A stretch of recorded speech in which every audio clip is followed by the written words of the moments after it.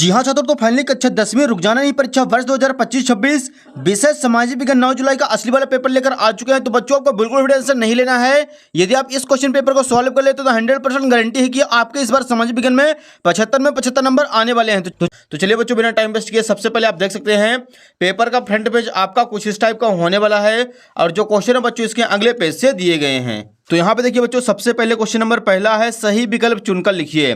इसका first question है निम्न में से आरक्षित वनों का सर्वाधिक क्षेत्र किस राज्य में स्थित है। इसका आंसर करना है option number the Madhya Pradesh. Second question Metternich संचरस था, इसका आंसर हो जाएगा ऑप्शन नंबर द ऑस्ट्रिया का।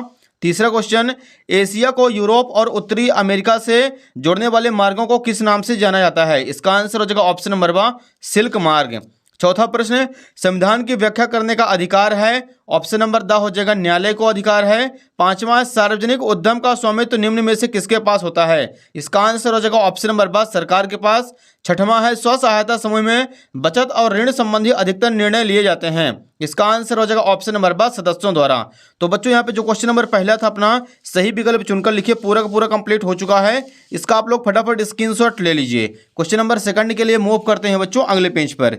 यहाँ पे देखिए पहले बच्चों दूसरा क्वेश्चन है रिक्त स्थानों की पूर्ति कीजिए। इसका पहला प्रश्न है हौज खास का निर्माण अलाउद्दीन खिलजी शासक ने करवाया था। दूसरा प्रश्न नूडल्स चीन राष्ट्र से पश्चिम देशों में पहुंचे थे।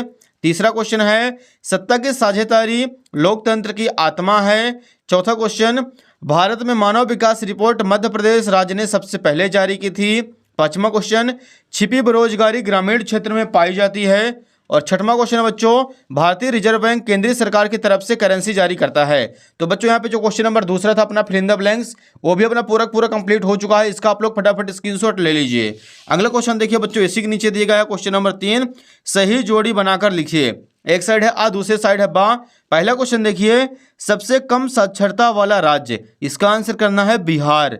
सेकंड क्वेश्चन एकात्मक शासन व्यवस्था श्रीलंका की है। तीसरा क्वेश्चन ब्रुसेल्स, इसका आंसर हो जाएगा बेल्जियम। चौथा है रोलेट एक्ट 1919 में पारित हुआ था। पांचवा है यंग यूरोप 1833 में। और छठवां है टिहरी बांध, तो इसका आंसर हो जाएगा उत्तराखंड में है।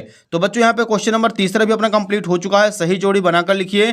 इसका आप लोग फटाफट स्क्रीनशॉट ले लीजिए और अपनी कॉपी पर नोट करते चलिए। क्वेश्चन नंबर 4 के लिए मूव करते हैं अगले पेज पर। यहाँ पे देखिए बच्चों क्वेश्चन नंबर चौथा दिया गया है एक वाक्य में उत्तर लिखिए। इसका फर्स्ट क्वेश्चन है टिहरी बांध में किसानों द्वारा कौन सा आंदोलन चलाया गया था। इसका आंसर हो जाएगा सत्याग्रह आंदोलन। सेकंड क्वेश्चन जैसलमेर के खादिन एवं जोहड़ किस क्षेत्र से संबंधित हैं। इसका आंसर हो जाएगा राजस्थान से। तीसरा प्रश्न सिंधु सभ्यता के दौरान कौड़ियों का क्या उपयोग था। इसका आंसर हो जाएगा मूर्ति निर्माण करना। चौथा प्रश्न बेल्जियम में मुख्य रूप से कौन सी भाषा बोली जाती है। जर्मन, डच और बेल्ज। पांचवा क्वेश्चन मानव विकास सूचकांक कौन सी संस्था जारी करता है। इसका आंसर हो जाएगा संयुक्त राष्ट्र विकास। और छठवां है भारत में करेंसी नोट कौन जारी करता है। इसका आंसर हो जाएगा भारतीय रिजर्व बैंक। तो बच्चों यहाँ पे क्वेश्चन नंबर चौथा जो था एक वाक्य में उत्तर वो भी अपना पूरा कंप्लीट हो चुका है। एंड इसका आप लोग फटाफट स्क्रीनशॉट ले लीजिए। क्वेश्चन नंबर 5वां देखिए बच्चों, इसी के नीचे दिया गया है सत्य अथवा असत्य कथन लिखिए। फर्स्ट क्वेश्चन है भारतीय वन्य जीव अधिनियम 1972 में लागू किया गया था। इसका आंसर करना है सत्य। सेकंड क्वेश्चन है वियना संधि 1820 में हुई थी। इसका आंसर हो जाएगा असत्य। तीसरा क्वेश्चन देखिए 1859 में इंग्लैंड इमिग्रेशन एक्ट लाया गया था। इसका आंसर हो जाएगा सत्य। चौथा है 1820 के दशक में चीन को बड़ी मात्रा में अफीम का निर्यात किया जाता था। असत्य करना है। अगला देखिए 5वां क्वेश्चन भारत में एकात्मक शासन व्यवस्था है। इसका आंसर हो जाएगा असत्य। छठवां है देश को सर्वाधिक आय सेवा क्षेत्र से प्राप्त होती है। इसका आंसर हो जाएगा सत्य। तो बच्चों यहाँ पे क्वेश्चन नंबर जो 5वां है वो भी अपना पूरा कंप्लीट हो चुका है। इसका भी आप लोग फटाफट स्क्रीनशॉट ले लीजिए। क्वेश्चन नंबर 6 के लिए मूव करते हैं नेक्स्ट पेज पर। नेक्स्ट देखिए क्वेश्चन नंबर 6वां है भारत देश का कितने प्रतिशत व्यापार समुद्रों द्वारा होता है। इस यहाँ पे लिखेंगे उत्तर क्रमांक 6 भारत देश का 95% व्यापार मुद्रा रूप से 68% व्यापार समुद्रों द्वारा ही होता है। ये हो जाएगा बच्चों यहाँ पे क्वेश्चन नंबर 6वां कंप्लीट। इसका आप लोग फटाफट स्क्रीनशॉट ले लीजिए। क्वेश्चन नंबर 7 के लिए मूव करते हैं नेक्स्ट पेज पर। यहाँ पे देखिए बच्चों 7वां क्वेश्चन रेशम मार्ग से किन किन वस्तुओं का व्यापार होता था लिखिए। तो यहाँ पे लिखेंगे उत्तर क्रमांक 7 रेशम मार्ग से रेशम मसाले, चाय, हाथी दांत, कपास, ऊन, कीमती धातुएं आदि का व्यापार होता था। ये हो जाएगा बच्चों क्वेश्चन नंबर 7वां कंप्लीट। नेक्स्ट देखिए क्वेश्चन नंबर 8वां है लंदन को फिनिशिंग सेंटर के रूप में क्यों जाना जाता था। यहाँ पे लिखेंगे उत्तर क्रमांक 8, लंदन में कपड़ों की फिनिशिंग होती थी, इसलिए लंदन को फिनिशिंग सेंटर के रूप में जाना जाता था। ये हो जाएगा प्यारे बच्चों क्वेश्चन नंबर 8वां कंप्लीट। इसका भी आप लोग फटाफट स्क्रीनशॉट ले लीजिए। अगला क्वेश्चन देखिए बच्चों, इसी के नीचे क्वेश्चन नंबर 9 है, मुद्रण तकनीकी सबसे पहले किन देशों में विकसित हुई है? यहाँ पे लिखेंगे उत्तर क्रमांक 9, मुद्रण तकनीकी सबसे पहले चीन देश में विकसित हुई है। ये हो जाएगा बच्चों यहाँ पे क्वेश्चन नंबर 9 कंप्लीट। इसका भी आप लोग फटाफट स्क्रीनशॉट ले लीजिए। क्वेश्चन नंबर 10 के लिए मूव करते हैं प्यारे बच्चों अगले पेज पर।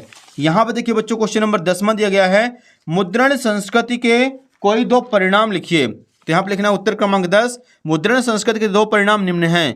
पहला लिखना है छापे खानों के आने से एक नया पाठक वर्ग उत्पन्न हुआ था। दूसरा लिखना है किताबों तक पहुंच आसान होने से पढ़ने की एक नई संस्कृति विकसित हुई थी। ये हो जाएगा बच्चों यहाँ पे क्वेश्चन नंबर 10वां कंप्लीट। इसका आप लोग स्क्रीनशॉट ले लीजिए। अगला देखिए बच्चों क्वेश्चन नंबर 11 दिया गया है, द्वितीयक क्षेत्र की कोई 2 विशेषताएं लिखिए। तो यहाँ पे लिखेंगे उत्तर क्रमांक 11, द्वितीयक क्षेत्र की 2 विशेषताएं निम्न हैं। पहला लोहे से मशीन बनाना, दूसरा हो जाएगा कपास से कपड़ा बनाना। ये हो जाएगा बच्चों यहाँ पे क्वेश्चन नंबर 11 कंप्लीट। इसका भी आप लोग स्क्रीनशॉट ले लीजिए।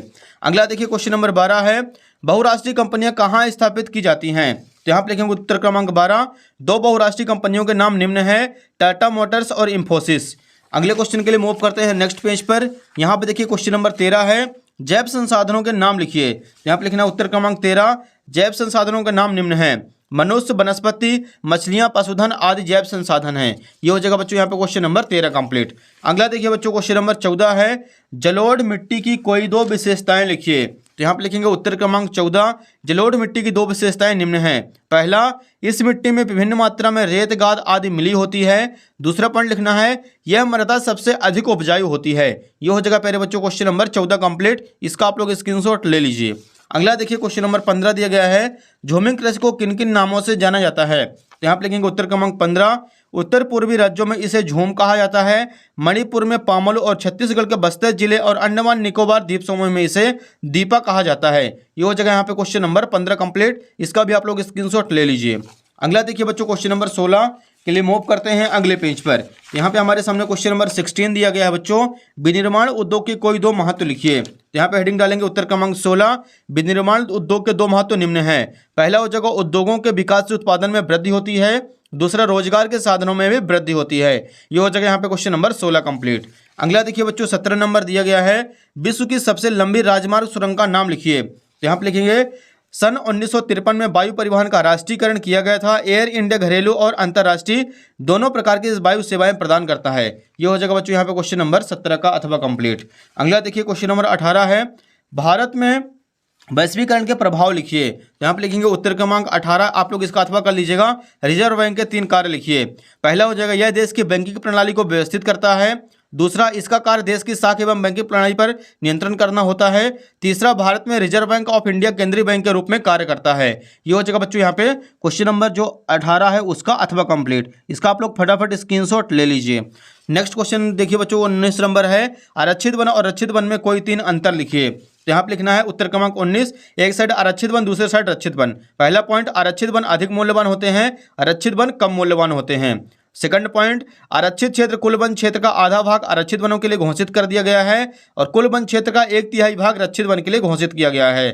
तीसरा हो जाएगा, ये वन जम्मू कश्मीर, केरल, महाराष्ट्र आदि राज्यों में पाए जाते हैं। ये वन अधिकतर बिहार, पंजाब, हरियाणा आदि राज्यों में पाए जाते हैं। ये हो जाएगा बच्चों यहाँ पे क्वेश्चन नंबर अपना 19 कंप्लीट। इसका आप लोग फटाफट स्क्रीनशॉट ले लीजिए। क्वेश्चन नंबर 20 के लिए मूव करते हैं अगले पेज पर। यहाँ पे देखिए पहले बच्चों क्वेश्चन नंबर 20 दिया गया है, संघीय व्यवस्था की कोई 3 विशेषताएं लिखिए। तो यहाँ पे हेडिंग डालना है उत्तर क्रमांक 20, संघीय व्यवस्था की 3 विशेषताएं निम्न हैं। पहला हो जाएगा, संघीय शासन व्यवस्था में 2 स्तरों पर सरकार का गठन होता है। पहला केंद्र सरकार, दूसरा राज्य सरकार। सेकंड पॉइंट, संघीय शासन व्यवस्था में संविधान को सर्वोच्च अधिकार दिया गया है। तीसरा पॉइंट, संविधान के अनुसार केंद्र सरकार और राज्य सरकार के कार्यों में बांटा जाता है। ये हो जाएगा प्यारे बच्चों यहाँ पे क्वेश्चन नंबर 20 कंप्लीट। इसका आप लोग फटाफट स्क्रीनशॉट ले लीजिए। अगला देखिए क्वेश्चन नंबर 21 दिया गया है, इसका आप लोग अथवा कर लीजिएगा। भारत में पाई जाने वाली लौह अयस्क की 4 पेटियों के नाम लिखिए। तो यहाँ पे लिखेंगे पहला हो जाएगा उड़ीसा झारखंड पेटी।